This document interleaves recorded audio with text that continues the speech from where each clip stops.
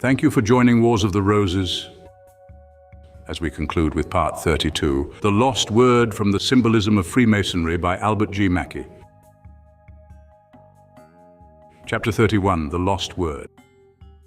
The last of the symbols, depending for its existence on its connection with a myth to which I shall invite attention, is the lost word and the search for it.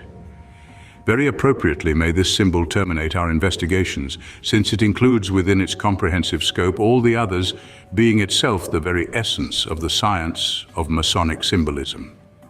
The other symbols require for their just appreciation a knowledge of the origin of the order, because they owe their birth to its relationship with kindred and anterior institutions. But the symbolism of the lost word has reference exclusively to the design and the objects of the institution. First, let us define the symbol and then investigate its interpretation. The mythical history of Freemasonry informs us that there once existed a word of surpassing value, and claiming a profound veneration, that this word was known to but few, that it was at length lost, and that a temporary substitute for it was adopted. But as the very philosophy of Masonry teaches us that there can be no death without a resurrection, no decay without a subsequent restoration, on the same principle it follows that the loss of the word must suppose its eventual recovery. Now this it is precisely that constitutes the myth of the lost word and the search for it. No matter what was the word, no matter how it was lost, nor why a substitute was provided, nor when, nor where it was recovered. These are all points of subsidiary importance. Necessary, it is true, for knowing the legendary history, but not necessary for understanding the symbolism. The only term of the myth that is to be regarded in the study of its interpretation is the abstract idea of a word lost and afterwards recovered. This then points us to the goal to which we must direct our steps in the pursuit of the investigation. But the symbolism, referring in this case, as I have already said, solely to the great design of Freemasonry, the nature of that design at once suggests itself as a preliminary subject of inquiry in the investigation. What then is the design of Freemasonry? A very large majority of its disciples looking only to its practical results, as seen in the everyday business of life, to the noble charities which it dispenses, to the tears of widows which it has dried, to the cries of orphans which it has hushed, to the wants of the destitute which it has supplied, arrive with too much rapidity at the conclusion that charity, and that too in its least exalted sense of eleemosynary aid, is the great design of the institution. Others, with a still more contracted view, remembering the pleasant reunions at their lodge banquets, the unreserved communications which are thus encouraged, and the solemn obligations of mutual trust and confidence that are continually inculcated, believe that it was intended solely to promote the social sentiments and cement the bonds of friendship. But although the modern lectures inform us that brotherly love and relief are two of the principal tenets of a Mason's profession, yet from the same authority we learn that truth is a third and not less important one. And truth too, not in its old Anglo-Saxon meaning of fidelity to engagements won, but in that more strictly philosophical one in which it is opposed to intellectual and religious error or falsehood. But I have shown that the primitive Freemasonry of the ancients was instituted for the purpose of preserving that truth, which had been originally communicated to the patriarchs in all its integrity, and that the spurious masonry, or the mysteries, originated in the earnest need of the sages and philosophers and priests to find again the same truth which had been lost by the surrounding multitudes. I have shown also that this same truth continued to be the object of the temple masonry, which was formed by a union of the primitive, or pure, and the spurious systems. Lastly, I have endeavored to demonstrate that this truth related to the nature of God and the human soul. The search, then, after this truth, I suppose to constitute the end and design of speculative masonry. From the very commencement of his career, the aspirant is by significant symbols and expressive instructions directed to the acquisition of this divine truth. And the whole lesson, if not completed in its full extent, is at least well developed in the myths and legends of the master's degree. God and the soul, the unity of the one and the immortality of the other, are the great truths, the search for which is to constitute the constant occupation of every Mason, and which, when found, are to become the chief cornerstone, or the stone of foundation, of the spiritual temple, the house not made with hands, which he is engaged in erecting. Now, this idea of a search after truth forms so prominent a part of the whole science of Freemasonry that I conceive no better or more comprehensive answer could be given to the question, what is Freemasonry, than to say that it is a science which is engaged in the search after divine truth. But Freemasonry is eminently a system of symbolism, and all its instructions are conveyed in symbols. It is therefore to be supposed that so prominent and so prevailing an idea as this, one that constitutes, as I have said, the whole design of the institution, and which may appropriately be adopted as the very definition of its science, could not with any consistency be left without its particular symbol. The word, therefore, I conceive to be the symbol of divine truth, and all its modifications, the loss, the substitution, and the recovery, are but component parts of the mythical symbol which represents a search after truth. How then is this symbolism preserved? How is the whole history of this word to be interpreted so as to bear, in all its accidents of time and place and circumstance, a patent reference to the substantive idea that has been symbolized? The answers to these questions embrace what is perhaps the most intricate as well as most ingenious and interesting portion of the science of Masonic symbolism. This symbolism may be interpreted either in an application to a general or to a special sense. The general application will embrace the whole history of Freemasonry from its inception to its consummation. The search after the word is an epitome of the intellectual and religious progress of the order. From the period when, by the dispersion at Babel, the multitudes were enshrouded in the profundity of a moral darkness where truth was apparently forever extinguished. The true name of God was lost. His true nature was not understood. The divine lessons imparted by our father Noah were no longer remembered. The ancient traditions were now corrupted. The ancient symbols were perverted. Truth was buried beneath the rubbish of Sabaism, and the idolatrous adoration of the sun and stars had taken the place of the olden worship of the true God. A moral darkness was now spread over the face of the earth as a dense, impenetrable cloud which obstructed the rays of the spiritual sun and covered the people as with a gloomy pall of intellectual night. But this night was not to last forever. A brighter dawn was to arise, and amidst all this gloom and darkness there were still to be found a few sages in whom the religious sentiment, working in them with powerful throes, sent forth manfully to seek after truth. There were, even in those days of intellectual and religious darkness, craftsmen who were willing to search for the lost word. And though they were unable to find it, their approximation to truth was so near that the result of their search may well be symbolized by the substitute word. It was among the idolatrous multitudes that the word had been lost. It was among them that the builder had been smitten, and that the works of the spiritual temple had been suspended. And so, losing at each successive stage of their decline, more and more of the true knowledge of God and of the pure religion which had originally been imparted by Noah, they finally arrived at gross materialism and idolatry, losing all sight of the divine existence. Thus it was that the truth, the word, was said to have been lost. Or to apply the language of Hutchinson, modified in its reference to the time, in this situation it might well be said that the guide to heaven was lost, and the master of the works of righteousness was smitten. The nations had given themselves up to the grossest idolatry, and the service of the true God was effaced from the memory of those who had yielded themselves to the dominion of sin. And now it was among the philosophers and priests in the ancient mysteries, or the spurious Freemasonry, that an anxiety to discover the truth led to the search for the lost word. These were the craftsmen who saw the fatal blow which had been given, who knew that the word was now lost, but were willing to go forth manfully and patiently to seek its restoration.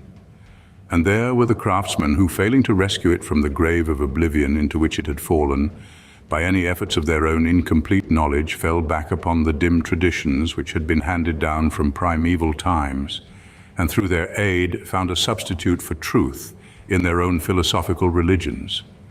And hence Schmidt's Speaking of these mysteries of the pagan world, calls them the remains of the ancient Pelasgian religion, and says that the associations of persons for the purpose of celebrating them must therefore have been formed at the time when the overwhelming influence of the Hellenic religion began to gain the upper hand in Greece, and when persons who still entertained a reverence for the worship of former times united together with the intention of preserving and upholding among themselves as much as possible of the religion of their forefathers.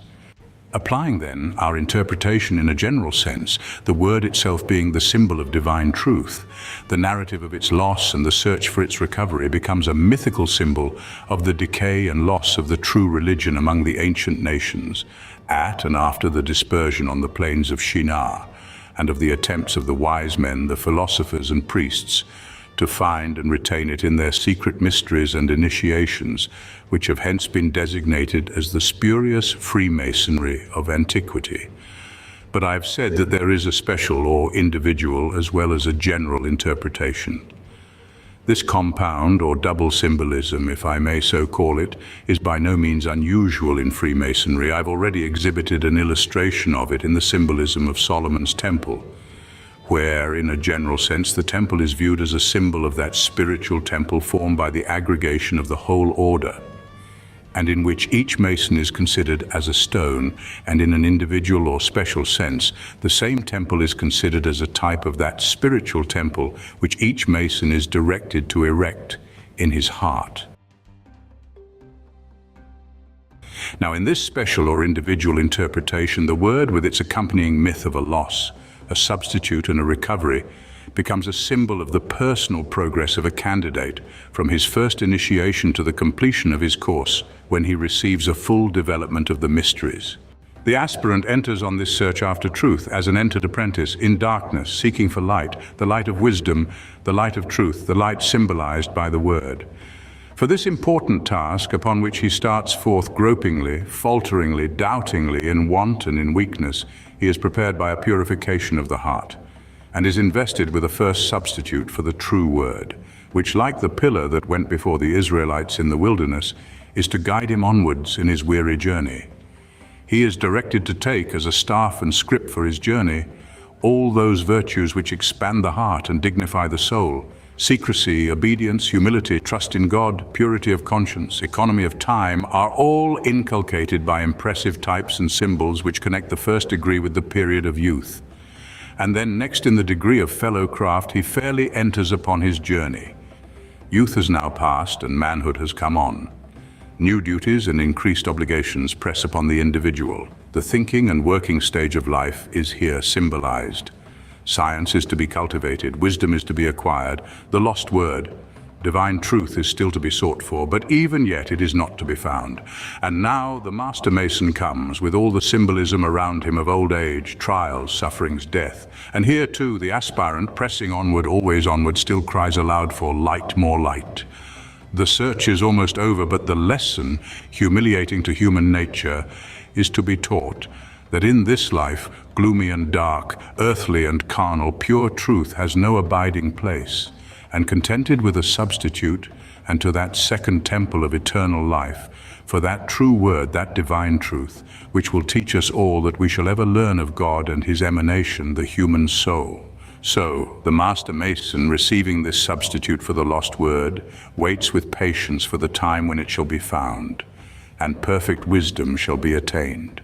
But work as we will, this symbolic word, this knowledge of divine truth, is never thoroughly attained in this life or in its symbol, the Master Mason's lodge. The corruptions of mortality which encumber and cloud the human intellect hide it as with a thick veil from mortal eyes. It is only, as I have just said, beyond the tomb and when released from the earthly burden of life, that man is capable of fully receiving and appreciating the revelation. Hence then, when we speak of the recovery of the word in that higher degree which is a supplement to ancient craft masonry, we intimate that that sublime portion of the Masonic system is a symbolic representation of the state after death. For it is only after the decay and fall of this temple of life, which, as Masons, we have been building, that from its ruins, deep beneath its foundations and in the profound abyss of the grave, we find that divine truth, in the search for which life was spent, if not in vain, at least without success, and the mystic key to which death only could supply. And now we know, by this symbolism, what is meant by Masonic labor, which too is itself but another form of the same symbol. The search for the word to find divine truth, this and this only, is a Mason's work, and the word is his reward. Labor, said the old monks, is worship labora est orari, and thus in our lodges do we worship, working for the word, working for the truth, ever looking forward, casting no glance behind, but cheerily hoping for the consummation and the reward of our labor in the knowledge which is promised to him who plays no laggard's part. Goethe, himself a Mason and a poet, knew and felt all this symbolism of a Mason's life and work when he wrote that beautiful poem which Carlyle has thus thrown into his own rough but impulsive language. The Mason's ways are a type of existence, and to his persistence is as the days are of men in this world. The future hides in it gladness and sorrow. We press still thorough, naught that abides in it daunting us onward. And solemn before us veiled the dark portal, goal of all mortal, stars silent rest o'er us, graves under us silent. While earnest thou gazest, come boding of terror, comes phantasm and error, perplexing the bravest with doubt and misgiving. But heard are the voices, heard are the sages, the worlds and the ages. Choose well, your choice is brief and yet endless. Here eyes do regard you, in eternity's stillness. Here is all fullness, ye, brave to reward you, work and despair not. And now, in concluding this work, so inadequate to the importance of the subjects that have been discussed, one deduction at least may be drawn from all that has been said. In tracing the progress of Freemasonry and in detailing its system of symbolism, it has been found to be so intimately connected with the history of philosophy, of religion and of art in all ages of the world, that the conviction at once forces itself upon the mind that no Mason can expect thoroughly to comprehend its nature or to appreciate its character as a science, unless he shall devote himself with some labor and assiduity to this study of its system. That skill which consists in repeating with fluency and precision the ordinary lectures, in complying with all the ceremonial requisitions of the ritual, or the giving with sufficient accuracy the appointed modes of recognition, pertains only to the very rudiments of the Masonic science. But there is a far nobler series of doctrines with which Freemasonry is connected, and which it has been my object in this work to present in some imperfect way. It is these which constitute the science and the philosophy of Freemasonry, and it is these alone which will return the student who devotes himself to the task a sevenfold reward for his labor. Freemasonry, viewed no longer, as too long it has been, as a merely social institution, has now assumed its original and undoubted position as a speculative science. While the mere ritual is still carefully preserved, as the casket should be, which contains so bright a jewel, while its charities are still dispensed as the necessary though incidental result of all its moral teachings, while its social tendencies are still cultivated as the tenacious cement which is to unite so fair a fabric in symmetry and strength, the Masonic mind is everywhere, beginning to look and ask for something which, like the manna in the desert, shall feed us in our pilgrimage with intellectual food. The universal cry throughout the Masonic world is for light. Our lodges are henceforth to be schools, our labor is to be study, our wages are to be learning. The types and symbols, the myths and allegories of the institution are beginning to be investigated with reference to their ultimate meaning. Our history is now traced by zealous inquiries as to its connection with antiquity, and Freemasons now thoroughly understand that often quoted definition that Masonry is a science of morality veiled in allegory and illustrated by symbols. Thus, to learn Masonry is to know our work and to do it well. What true Mason would shrink from the task? Thank you for watching, and please don't forget to share, like, subscribe and comment, and if you can, please consider donating to Wars of the Roses. Links to PayPal and Patreon are in the description. Thank you so very much.